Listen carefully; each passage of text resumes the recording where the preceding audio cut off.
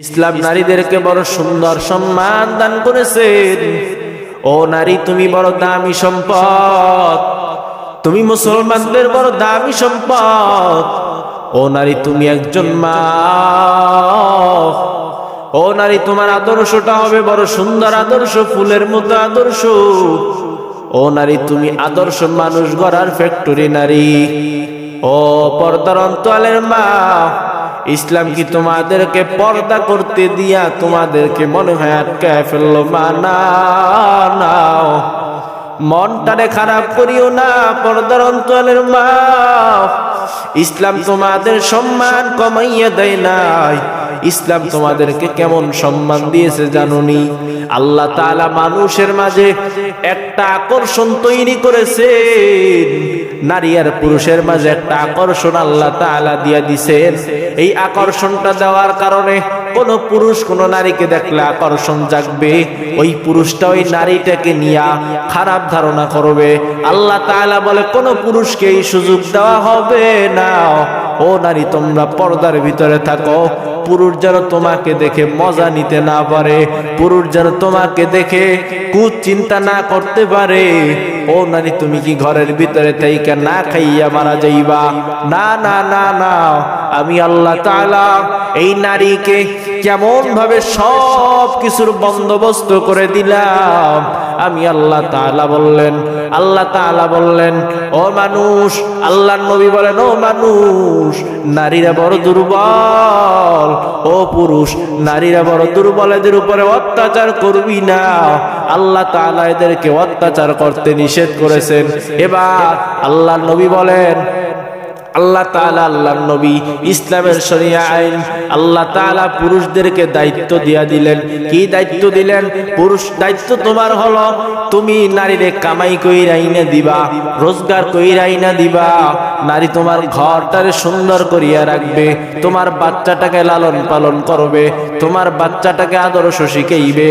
ও পর্দার অন্তরালের মা, তোমার যে ঘরে একটা সুন্দর একটা ফুটফুটে সন্তান হয়েছে, ওই সন্তানটাকে যদি তুমি কুশিক্ষায় শিক্ষিত বানাও, ওই সন্তানটা আদর্শ মানুষ হতে পারবে না।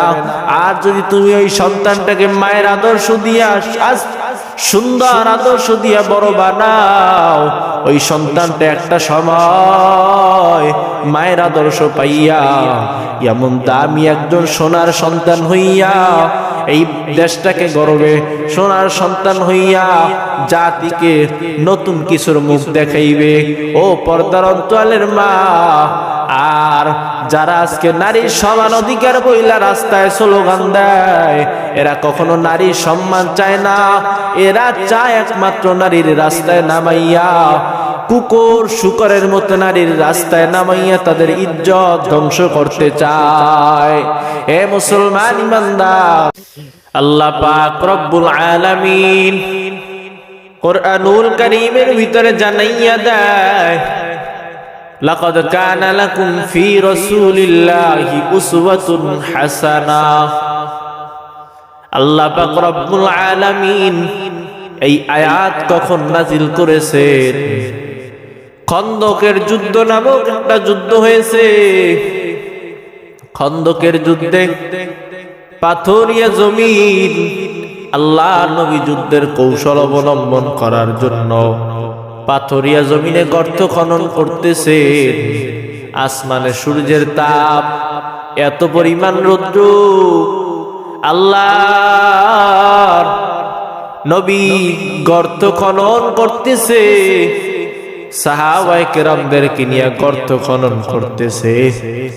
একদল সাহাবী, মুনাফিক মার্কা সাহাবী, দুনিয়াতেও এখনো আমাদের মাঝে মুনাফিক মার্কা কিছু মুসল্লি আছে। তখনও কিন্তু নবীজির সময় মুনাফিক মার্কা কিছু মুসল্লি ছিল। তারা কেমন মুনাফিক? জুমার দিনে আসতে পারে, কিন্তু ফজরের নামাজে শীতের আরামের ঘুম হারাম করিয়ে আসতে পারে না।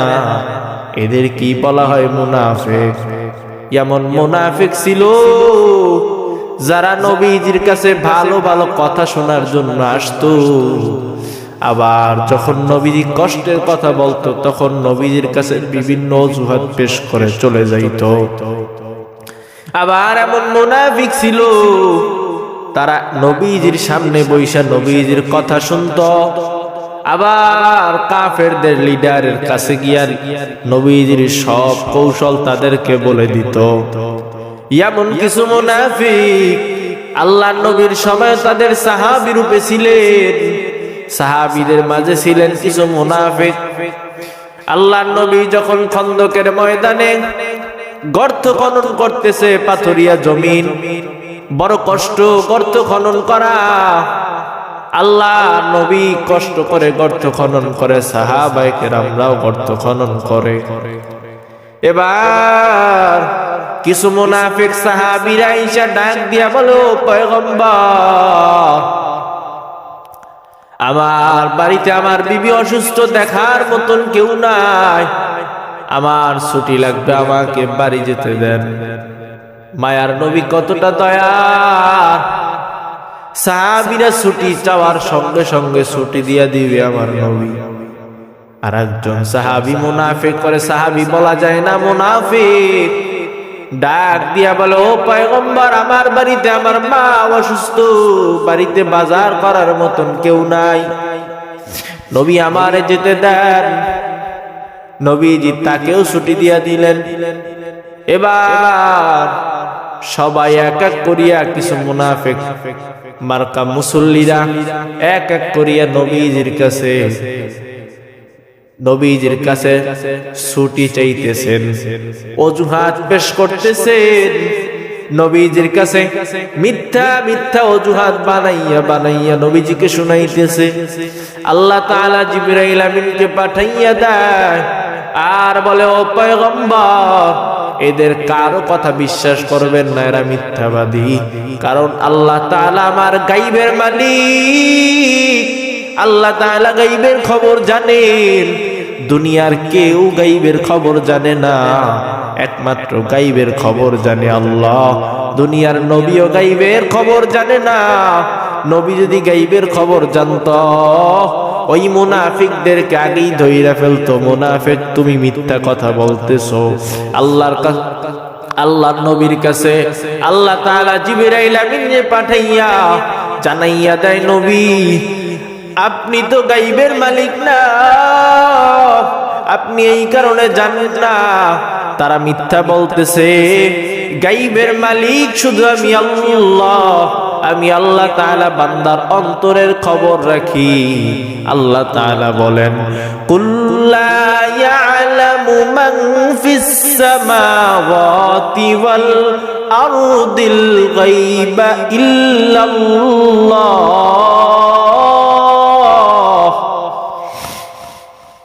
আল্লাহ তাআলা ডাক দিয়া বলো, নবী জানাইয়া দেন, আসমান জমিনের বাসিন্দারা কেউ গায়ব জানে না, গায়বের মালিক একমাত্র ইল্লাল্লাহ, গায়বের মালিক একমাত্র আমি আল্লাহ। দুনিয়ার মুসলমান ইমানদার, জিবরাইল আমিন আয়েশা বললেন, ও নবী, আল্লাহ তাআলা আয়াত পাঠাইছেন, মুনাফিকদেরকে শুনাইয়া দেন। নবী বলেন, লাকাদ কানা লাকুম ফি রাসূলিল্লাহি উসওয়াতুন হাসানাহ। নবীজি সকলকে উদ্দেশ্য করে বলেন, লাকাদ কানা লাকুম ফি রাসূলিল্লাহ উসওয়াতুন হাসানাহ। তোমাদের জন্য উত্তম আদর্শ হলো নবীজির ভিতরে।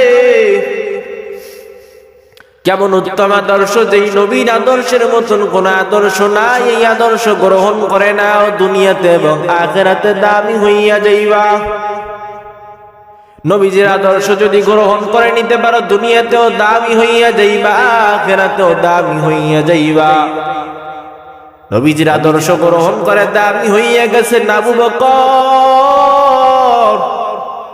নবীজির আদর্শ গ্রহণ করে দামি হইয়া গেছেন হযরতে ওমর, নবীজির আদর্শ গ্রহণ করে দামি হইয়া গেছেন হযরতে ওসমান। যারা নবীজির আদর্শ গ্রহণ করেছে তারা আল্লাহ তাআলার কাছে এত পরিমাণ দামি, আর যারা নবীজির আদর্শ গ্রহণ না করিয়া মুনাফিকি করছে, এই মুনাফিকরা কোনো দামি হতে পারে নাই, কেউ তাদেরকে চিনে না। যদি উলামায়ে কেরামরা বয়ান না করত, মানুষ হযরতে আবু বকরের ইতিহাস পড়ে পাইতো। যদি উলামায়ে কেরামরা হযরতে ওসমান, হযরতে ওমর, হযরতে আলী, হযরতে বেলাল এদের বয়ান যদি না করত, কোনো একদিন মানুষ বই পুস্তক পড়তে পড়তে এই ঘটনা পাইত। কিন্তু যেই মুনাফিকরা, এই আবু জাহেল বলেন, উতবা সাইবা বলেন, এদের বয়ান যদি উলামায়ে কেরামরা না বলতো, কোন মানুষ জানতো না যে এই নামেও কিছু বেঈমান ছিল। ফেরাউন নামে যে বেঈমান ছিল কেউ জানতো না যদি কোরআনে নাম না আসতো। এরে মুসলমান ইমানদার, আল্লাহ পাক রব্বুল আলামিন জানাইয়া দেয় তোমাদের জন্য উত্তম আদর্শ হলো নবীদের ভিতরে। ও মুনাফিক, তোদের জন্য ছিল, তোরা গ্রহণ করতে পারো নাই। আল্লাহ নবীর এত সুন্দর আদর্শ, যেই নবীর চরিত্র, আদর্শ, চেহারা আল্লাহ তাআলা সব কিছু সুন্দর করে বানাইছেন। যেই নবীর আদর্শ গ্রহণ করে দামি হইয়া গেলেন হযরতে বেলাল। কেমন দামি হইয়া গেলেন হযরতে বেলাল! হযরতে বেলালের আযান ছাড়া সকাল হয় না, এমন দামি হইয়া গেছে হযরতে বেলাল। এমন গোলামের গোলাম ছিলেন, দুনিয়ার কেউ তাকে চিনত না। এত পরিমাণ বাবাও গোলাম, দাদাও গোলাম, গোষ্ঠীর মানুষ সব গোলাম। এই গোলামের আজকে তো নাম, কেউ যদি অসম্মানের সহিত বেলাল রাদিয়াল্লাহু তাআলা আনহুর নাম নেয়, সে বেয়াদব হয়ে যাবে, সে গুনাহগার হয়ে যাবে। আল্লাহ তাআলা এই গোলাম, আল্লাহ তাআলার এই বান্দাকে আল্লাহ তাআলা নবীজির আদর্শের কারণে এত দামি বানাইয়া দিলেন।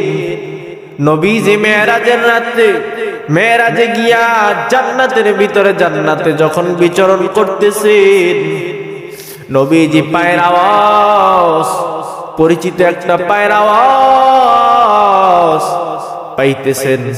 আর ডাক দিয়া বলে, জিবরাইল, এত সুন্দর পায়ের আওয়াজটা কার?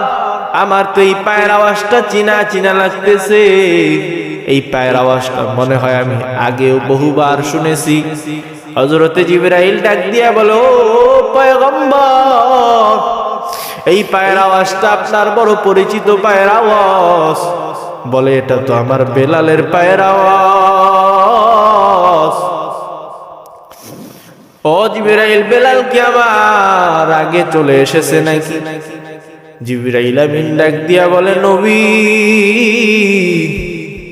বেলাল আপনার আগে কখনো জান্নাতে চলে আসতে পারে নাই। বেলাল তো দুনিয়াতে এখনো ঘুমায়। ও নবী, ওই বেলালকে আল্লাহ তাআলা এত দামি বানাইয়া দিয়েছেন।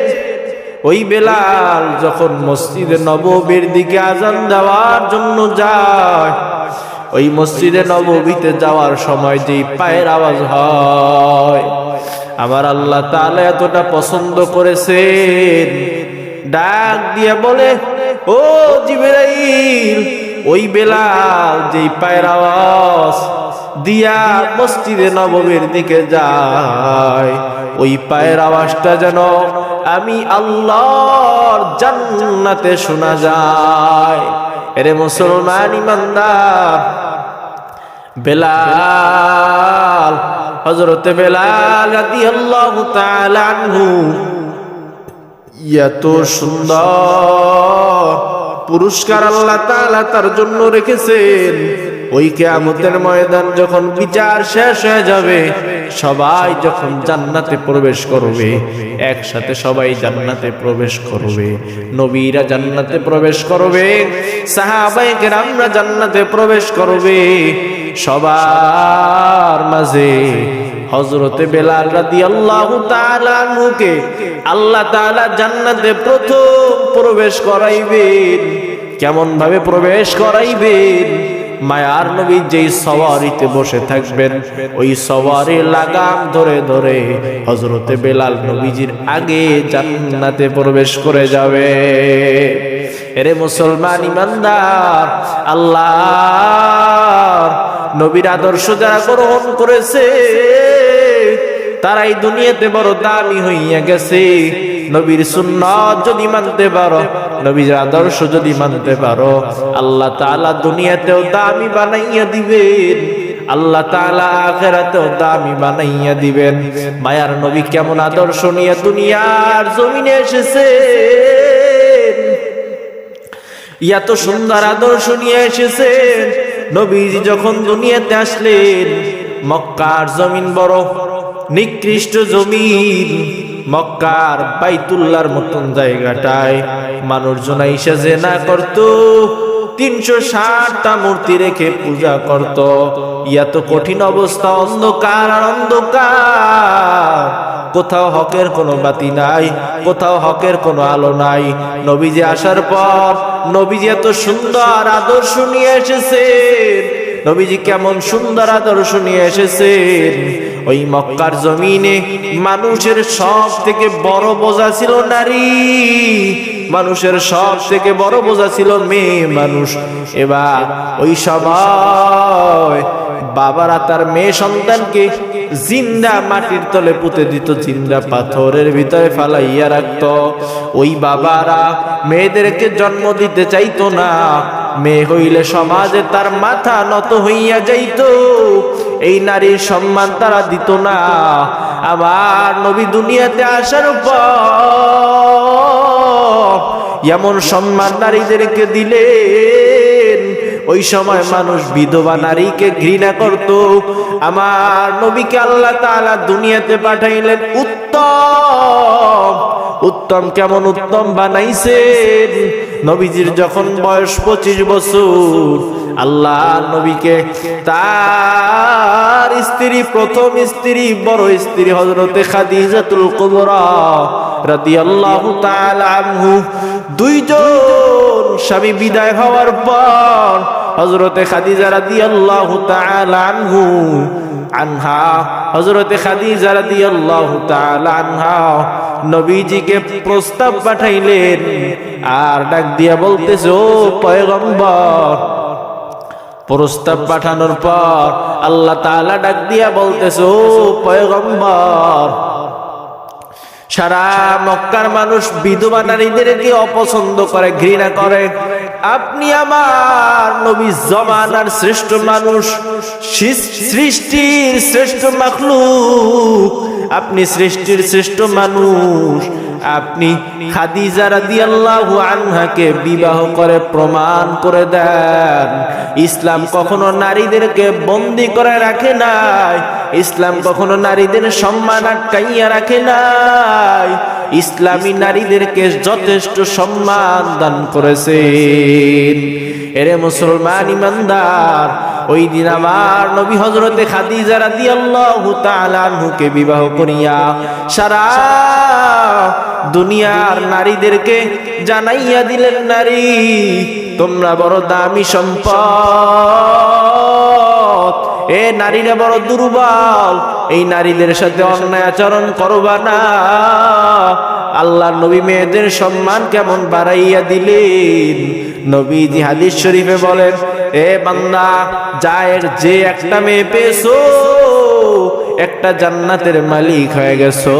দুইটা মেয়ে পেয়েছো, দুইটা জান্নাতের মালিক হয়ে গেছো। তিনটা মেয়ে পেয়েছো, তিনটা জান্নাতের মালিক হয়ে গেছো।